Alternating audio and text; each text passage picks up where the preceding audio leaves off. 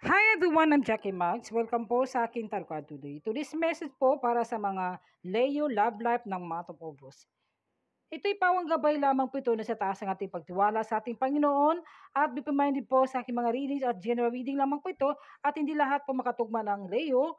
Move na lang po at bigay natin sa iba at pwede po ma-resonate, ma-question. So guys, hello po, kumusta po kayong lahat? At hello po Leo. Kunin po ako na sitwasyon guys, kung ano po nakatugma sa inyo. Kaya tingnan natin ko sa Oracle's card ng Leo po. Lalayo na lang ako. Parang nagtatampo itong person mo. Pwede ikaw ito itong person mo. Kaya gusto niyang lumayo. Some of you naman, kaya siguro lalayo siya dahil OFW siya, ang gusto makapag-abroad, pagtrabaho ng ibang bansa, pwede itong asawa mo, partner mo, pwede ikaw to o vice versa po. Pangatlo po, flirt.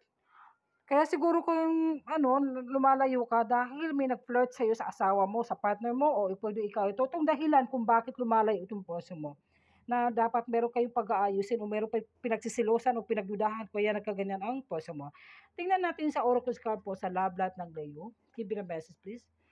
Kaya ito po, the Nine of Pentacles, you are the independent man or woman. Nagsikap ka, nagtrabaho ka, pero hindi pa rin makunta itong person mo na binibigay mo sa kanya kahit pera, kahit materials na bagay. Hindi ko alam kung bakit lalayo ka.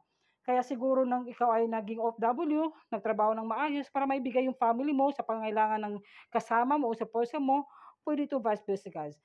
Financial stable ka. Gusto mo kasi na stable yung relasyon nyo, ayaw mo na kasi ibalik ng nakaraan o pwede ikaw ito dahilan kung bakit nagkaaway kayo sa tungkol sa pera, tungkol sa panggastusin o mahilig ka magbumabalik ng mga past life na nangyari.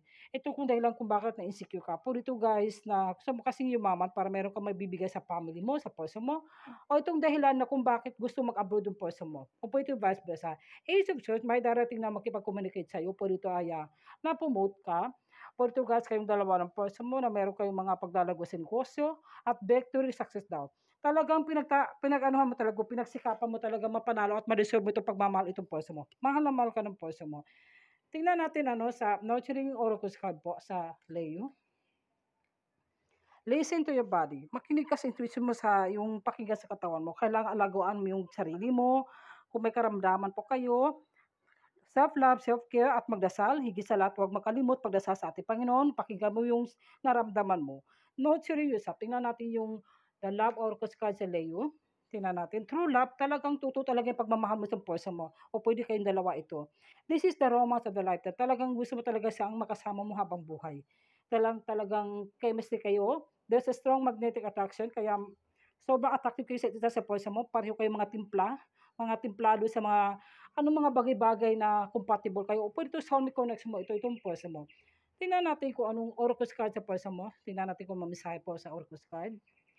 I know that I crossed the line with you. Alam ng person mo. Kaya kung saan saan siya dadaan, saan yung linya mo.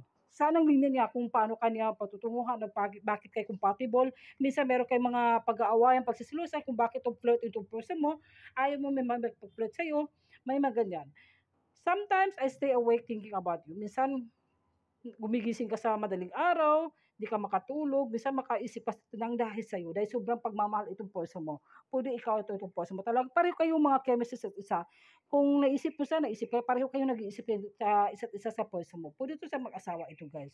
Yan po sa mga oracles card po at mga mensahe sa love letter mga Leo. Thank you and God bless you po. Bye!